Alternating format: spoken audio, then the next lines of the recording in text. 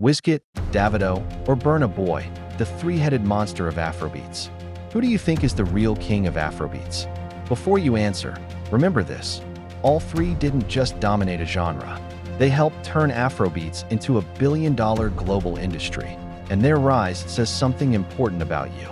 What it says about you is, despite Afrobeats being born by pioneers like Fela Kuti and Tony Allen, you have helped shape it to become a global phenomenon. It is more than just music. It is a culture. It's a movement that you, Wizkid, Davido, and Burna Boy have helped. The rise. With that said, when did you think Afrobeats started? Guess. Well, Afrobeats didn't begin with charts, stadiums, or global recognition. It began with resistance. In the 1970s, Fela Kuti used music as your vehicle, a voice for the voiceless, a mirror held up to power. His sound wasn't just rhythm. It was rebellion, pain, and truth. And whether you realize it or not, that same spirit lives in you. The instinct to speak, to create, to push back against limits, that's where Afrobeats truly started. As the years passed, a new generation carried the torch. The 1990s and early 2000s became the bridge between struggle and global ambition. Producers like OJB Jezreel, ID Siabasa, and Don Jazzy shaped the sound.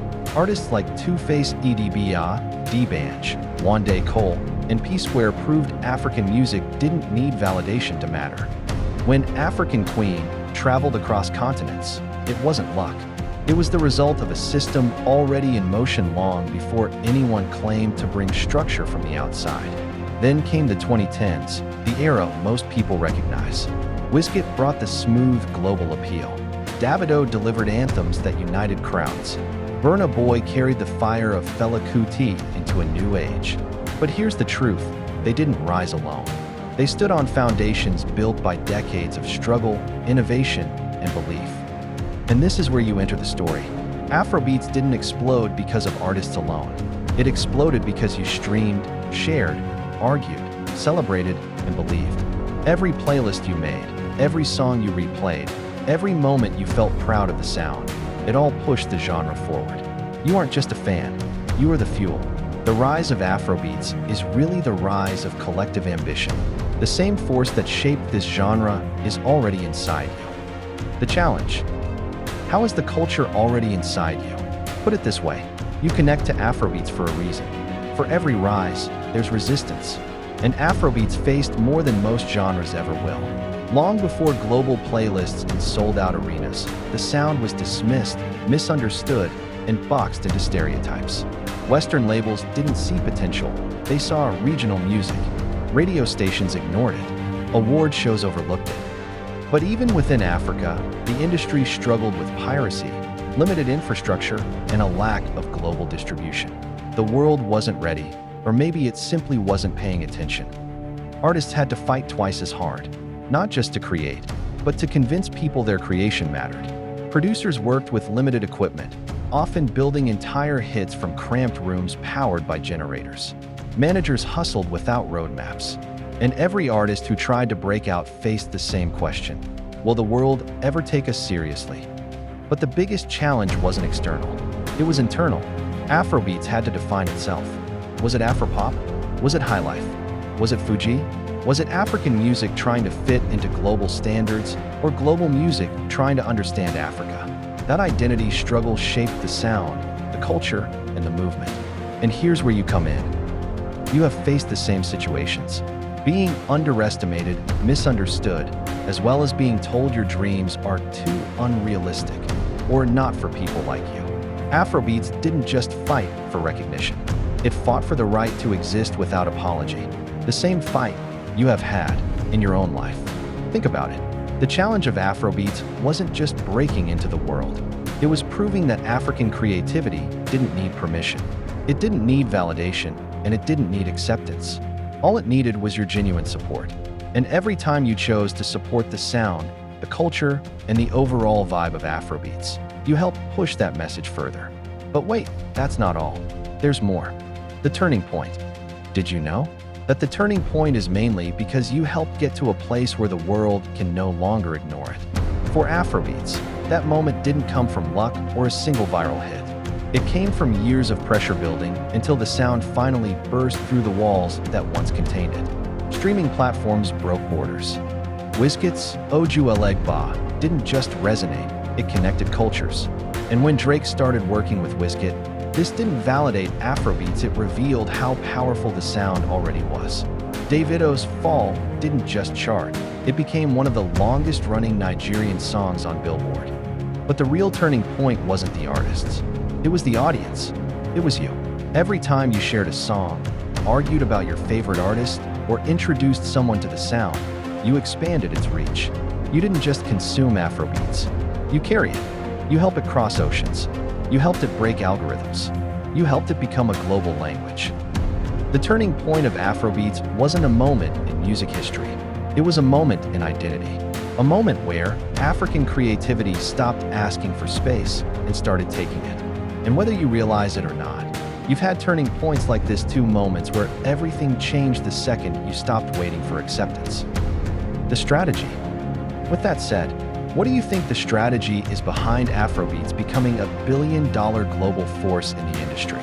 It wasn't juju. It was strategy, unintentional, yet very layered and powered by you and many others. Not just the artists. Because every cultural shift has a blueprint, even if most people never see it. And Afrobeats followed a strategy built on connection, consistency, and community. Although, some may say, there is a distinction between Afrobeat and Afrobeats. But what do you think? Is there a difference? Before you answer, just bear in mind that every genre and every culture needs a name. Thanks to DJ Abranti, he coined the term. Yes, that's right, a British Ghanaian coined the term. I know what you were thinking. How does a British Ghanaian coin the name Afrobeats, which is arguably one of the biggest cultures since hip-hop? Well, put it this way, let's start again. No, don't worry, we won't start this video over, but Fela Kuti coined the term Afrobeat in 1968 after returning from a tour in Ghana, where he realized he needed a unique name to distinguish his new fusion of highlife, funk, and jazz from the soul music dominating the era. In 2011, DJ Abranti coined the term Afrobeats, with an S, while hosting the Choice FM New Afrobeats radio show in London, specifically during his efforts to package modern West African pop for a mainstream UK audience. So here's a factual breakdown. In 1968, Fela Kuti officially names his sound Afrobeat to create a distinct African identity that rejected Western soul labels.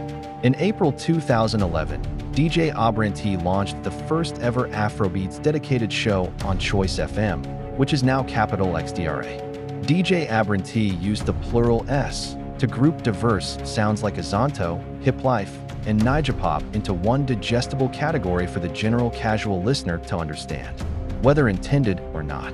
You now know the importance of identity. Identity always has a name, just like your name, just like the name of the cultures you are from. Afrobeats is one of them. Second, artists built global bridges. Collaborations weren't just features, they were cultural exchanges. When African artists connected with international acts, it wasn't about validation, it was about visibility. It was about showing the world what was already happening back home. And every time you streamed those collaborations, you strengthened that bridge. Like when Rema worked with Selena Gomez. You couldn't calm down. The remix was such a global hit. Thanks to you. Third, the diaspora became the distribution network. Africans living abroad carried the sound into clubs, universities, radio stations, and social circles. They didn't wait for mainstream acceptance. They created their own lanes. You played a part in that too, sharing songs, posting lyrics, introducing friends to the sound. This is why collaborations with Wizkid and Skepta work so well. Skepta is a British Nigerian who, although started his music journey in the UK with grime culture, he happily supports his own, and his contributions landed him a chieftaincy in Ogun State, Nigeria. And finally, social media and, as of late, podcasts became the amplifier. Dance challenges, memes, reactions, and viral moments turned Afrobeats into a global conversation. The strategy isn't controlled by labels or executives. It is controlled by the people. It is controlled by you. Your interactions push songs into algorithms. Your excitement creates momentum. Your unwavering support on many levels has turned Afrobeats into a movement the world cannot ignore. The strategy behind Afrobeats wasn't just musical. It was cultural, it was collective, and it proves something important. When people move with intention, even the world's biggest systems have to adjust. Do you see it? Do you see how you matter? And the reason why you matter? Well, here's an insight you shouldn't miss about Afrobeats. It didn't grow because the world suddenly became open-minded. It grew because you show your support and like-minded people also show their support. It is the kind of support that you never know what someone does instinctively. You just do it out of pure passion. Every major shift in culture follows the same pattern: identity, repetition, community, and timing. Afrobeats simply executed that pattern better than most industries ever do. Think about it. Humans don't necessarily follow what's new. They follow what feels familiar, confident, and consistent. Afrobeats tapped into that psychology. The sound stayed rooted in African identity, but it repeated itself across borders until the world had no choice but to recognize it. That's not luck. That's pattern recognition. That's why you are hooked. That's not a bad thing, either. You just appreciate real culture as you relate to it. Then there's power dynamics. For decades, Western industries controlled what became global. Afrobeats flipped that. Instead of begging for a seat at the table, it built its own table, and the world came to sit at it. That's a power shift, a redistribution of cultural influence, a reminder that the person who controls the narrative controls the market. It also helps when some collaborations seem genuine, especially when Davido links up with Chris Brown, even when Burna Boy teams up with either Stormzy or Ed Sheeran, and with Ira Star, now at Roc Nation Management. The international collaborations will continue to happen and transcend cultures and generations. And let's talk money. Afrobeats didn't become a billion-dollar force because of record labels. It became one because you created the demand before the industry created supply. That's the strongest business model in the world, consumer-driven momentum. When you want something badly enough, the market adjusts. Just like when you listen to any of your favorite Afrobeats artists, you get recommended to listen to another Afrobeat song or artist. This is why Davido, Wizkid, and Burna Boy are kings, because they consistently create with other Afrobeats artists no matter how big or small. As kings build communities, they build their kingdom and help supply more for the ever-increasing demand without watering down their sound. So, the insight is simple. Afrobeats succeeded because it understands identity, leveraging community, and moving with consistency. And those same principles apply to your life. Your identity is your leverage. Your consistency is your currency. Your community is your distribution. When you understand that, you stop chasing opportunities and start creating them. So with all that said, what did you learn? You learned that behind all the strategy, all the numbers, all the global success, there's something deeper happening, something that feels right. Afrobeats was supposed to make it this far. Not according to the systems that once controlled the industry. Not according to the gatekeepers who dismissed it. Not according to the people who thought African music should stay local, but because with all cultures, it has its time to grow and expand. Just like you.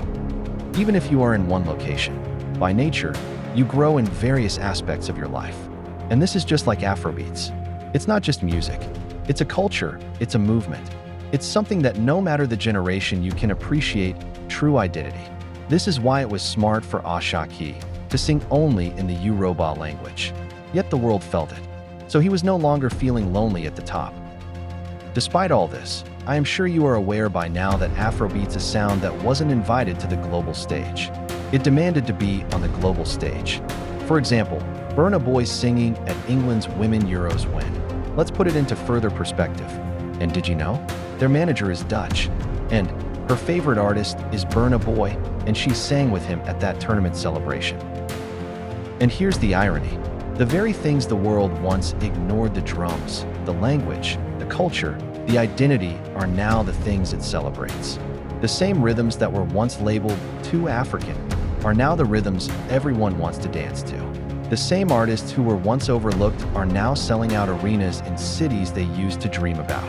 Even to the point you have I Show Speed, who toured Africa and even celebrated his 21st birthday in Nigeria.